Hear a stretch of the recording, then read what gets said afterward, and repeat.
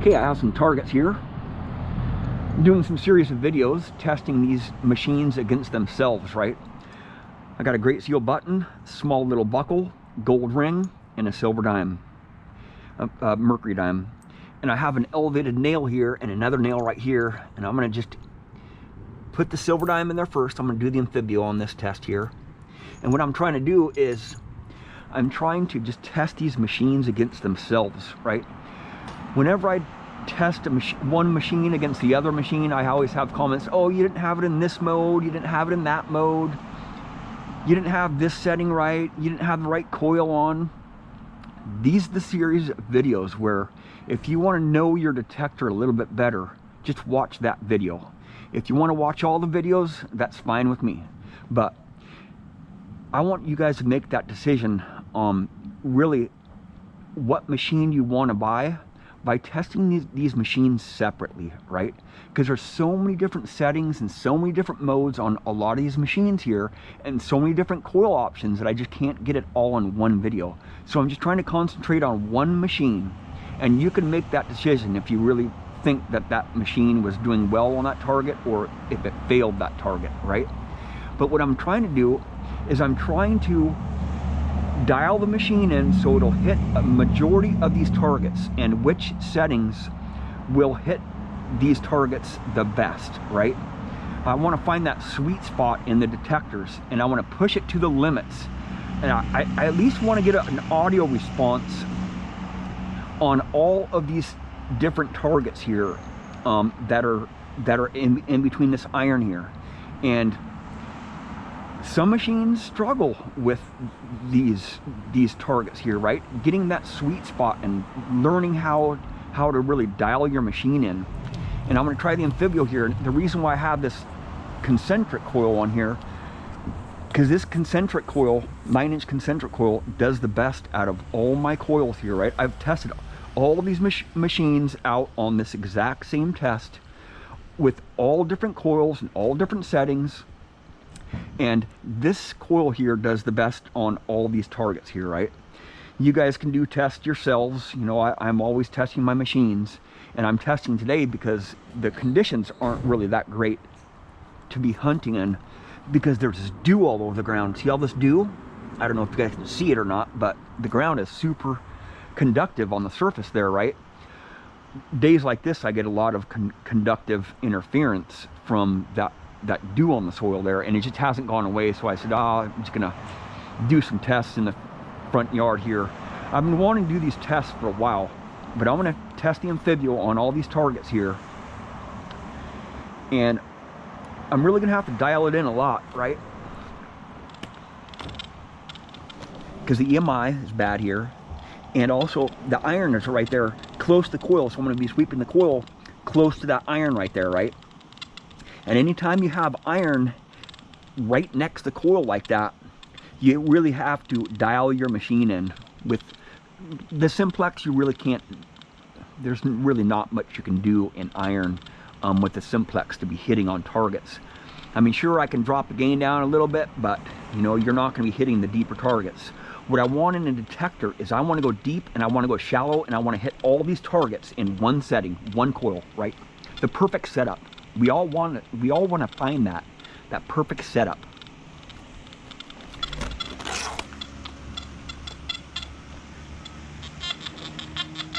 Three-tone, right? It's right on the verge of overloading on that that nail on the surface right there, right? Let's go to 4-tone. 20 kilohertz, right? 20 kilohertz. I will have to drop the gain down first of all, because it's about ready to overload on it. I can tell it's about ready to overload. But on this machine here, when you drop the gain down, your recovery speed actually goes down too, because they're all in the same settings, right? They're all in the gain setting. The recovery speed is tied in with the gain. So it has segments. It has segments of recovery speed for your gain. You know, I'm not going to explain it right now. Machines should be easy to use, right? I'm gonna have to drop the iron volume down, because this is the factory factory settings right here, right? Iron tone, all the way down. Zone 1, all the way down, right?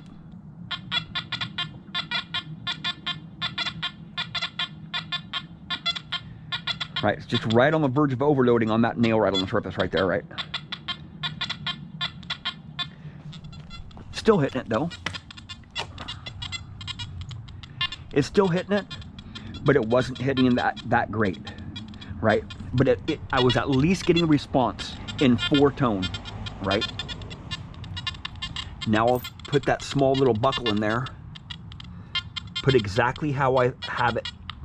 I'm testing the other machines too, so I want to kind of even the playing field, right? I don't want to move those nails around any bit, right? Just hitting it, right? I'll show you what it sounds like. Just the iron, right? Still falsing a little bit on the nails, but I'll put it right there. Right there. Right? 20 kilohertz is doing it, right? Just barely. I'll put this big button in there. There's super easy target. It's a great seal button. Super easy target for all these, pretty much all these detectors. Right, hitting it big time. Down the barrel. Right. Gold ring, right here.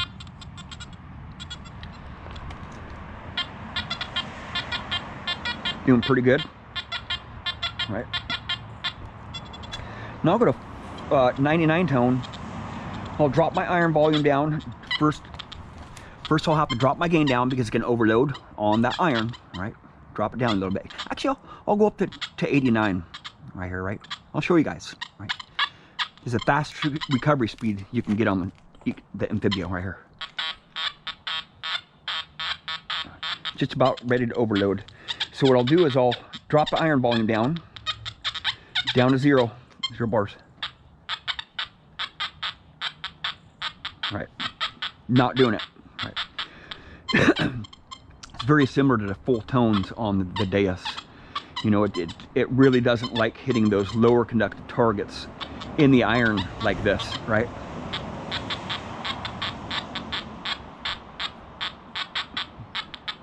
Right, so with the iron volume off.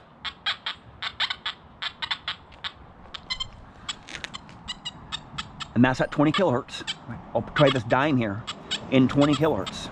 See if it'll do it. Right. Just barely squawking. Right, not very evident. Not very evident. Now I'll put this this buckle back in there in 99 tone, 20 kilohertz. Right. And since everybody wants to see 14 kilohertz, right? 99 tone.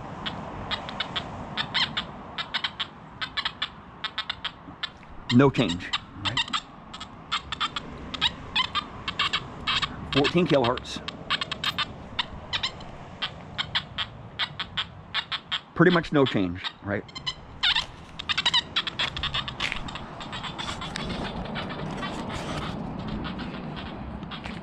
So the Anfibio, I'm gonna turn this machine off here. It's on some really hot soil right there. The Anfibio is 5, 14, and 20 kilohertz. It doesn't go up very high in the frequencies, right? And it's not a simultaneous multi-frequency machine. You know, I'm going to test the Equinox, which is, I'm going to do the test on these machines on the Equinox next. And there's a big difference between machines that have, you know, a broad range of frequencies and a multi-frequency machine that has, you know, a very narrow band of frequency width, a narrow bandwidth, right? And the Anfibio is a narrow bandwidth, you know, 5 to 20 kilohertz, not very much, not very, you don't have a lot to choose from.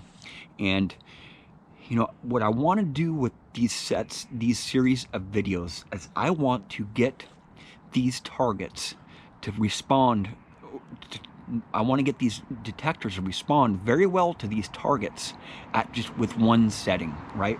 And it wasn't really coming out that great with the Anfibio. You know, you get a lot of erratic tones in iron with the Anfibio, but you know, there's really not much you can do to get away from those erratic tones with the Anfibio. You know, and with the Anfibio, the different modes really the 3-tone works really good in my soil, right? The 4 and 5 tone doesn't really perform that great in my hot soil, right? And I have to have it in 20 kilohertz. And it is a single frequency operation machine. Even though it's a multi-frequency machine, the bandwidth of those frequencies isn't really broad, right? And when I'm looking for it in a detector is I want to hit on those low conductives and high conductives in the iron, and I want to go also deep. But I don't want to have so many coils to choose from, right? With the Anfibio, there's 7 coils. I have 7 coils for the Anfibio, and learning the Anfibio,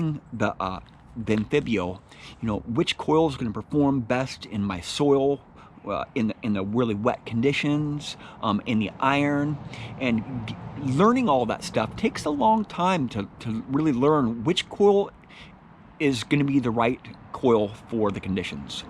Which frequency is going to be the right frequency for the conditions. And it takes a lot of hours, hundreds and hundreds, thousands of hours to learn that, right, on some detectors. What I want in a detector is I want to just be able to turn that machine on and hit on all these targets, right? And I think that machine is going to be coming out really quick here, right? And I'm not talking bad about the Anfibio, but there are just so many options with the Anfibio. A lot of coil options, and the settings just don't make sense. How they tie the gain into the recovery speed, right? I want to be able to control that recovery speed separate from my gain, right? A lot of situations I run into that, you know, that problem. I have to drop my gain down so far when I'm in iron, and I have to swing super duper slow. But with these other machines here, you know, I'm gonna do the Equinox next, and you'll be really surprised. Really surprised how the Equinox performs on all these targets here. How many buttons I have to push to get it dialed in, and really, why is there really a need to push all buttons and know which frequency and which mode and which settings you should have? You know, with the Simplex, that's why I think the Simplex is so good, is because there's no guesswork, man. You can be an absolute newbie and be hitting on targets and just spanking targets out of the ground because there's not really that many settings. But when you get into situations like hot soil or this dewy ground here, really it has little droplets of water on the surface there, the Simplex and the Anfibio struggle because they're such sparky machines, right? So, and with the Anfibio, I have to drop the gain down a lot when I'm in this type of ground here today because there's so much dew, or else it'll just false, right? I get a lot of conductive interference from those droplets of water on the ground. And when I do that, when I'm dropping my gain down, I'm also dropping my recovery speed down, so I have to swing very slow with the Anfibio. You know, I've noticed that I really don't get a lot of views on my Anfibio videos. I probably won't get a lot on this video because the Anfibio, it wasn't a really good selling machine, right? The Anfibio was kind of obsoleted when the Equinox came out because the Equinox is so much better. I mean, it hits on deeper targets. It's a lot lighter machine, even though, you know, the Anfibio is a durable machine and it can go to a lot of places, like the tall grass or the tall stubble, and I can take it in the water and not have to worry about my machine flooding out. But I'm going to do the Equinox next. Thank you for watching. Please subscribe.